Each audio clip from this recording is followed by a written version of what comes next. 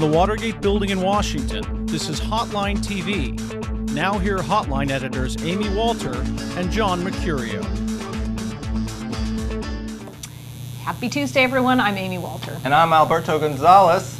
No, I'm really John Mercurio. But Alberto Gonzalez announced his resignation on Monday, ending his controversial term as Attorney General. All right, Amy, first let's talk about the timing of this announcement. Why now? Why today? Why now? Why now? Why yesterday? Why? Or yesterday, or whatever day it was. I don't care about who, I don't care about when or where, I just want to know why. It's always, everybody loves to try to bury a story in August, right? Right. You're at the Do you think it was beach, choreographed with the Larry King announcement with roll call? Do you think they were trying to sort of bury the Alberto Gonzalez announcement by having Larry Craig came out? Did I say Larry King? Larry King. I thought, wow, what happened with Larry King? Larry Craig, I have Larry no King. idea. I have no idea what you're talking about. But no, I think here's what happened. Okay. You're right, that it's the August doldrums, theoretically, although we're at work.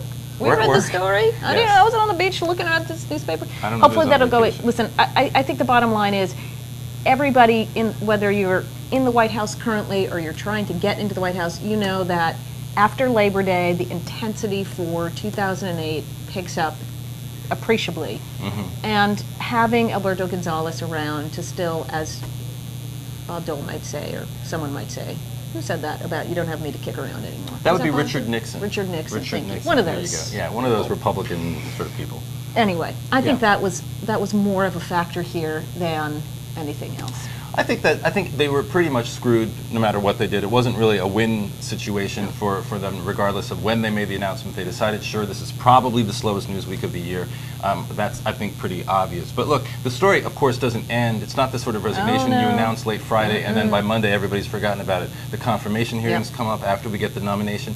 And, you know, we might know later on today, we might know tomorrow who the nominee is. If it's Michael Chertoff, though, they're really taking a calculated risk, especially this week. Oh, I know. The 2-year anniversary of Hurricane Katrina. Democrats in the Senate already making a big point about how, look, if you nominate Chertoff, we're going to look back at his record in the administration and Homeland Security and the handling of Hurricane Katrina. The other major sort of crisis of this administration was its handling of the Gulf Coast after the hurricane. The one thing I'll say about the timing, too, I think that was interesting is putting it out in the same week when reports are coming out for Congress's abysmal approval ratings, right? Absolute historic lows, sort of taunting Democrats into saying, you want to keep up a fight on this, you want to keep pushing this, go ahead, but you all have a re-election to worry about in 2008 too, and if you want to just politicize this to death, you're going to pay a price. Which you're seeing some of the editorials this morning saying, you know, condemning Gonzalez, being glad that he's gone, but asking Democrats to sort of look on. But if you believe Harry Reid,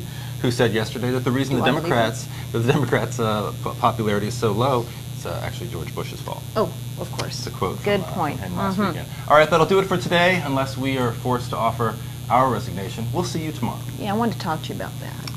Oh, Comfortable. awkward.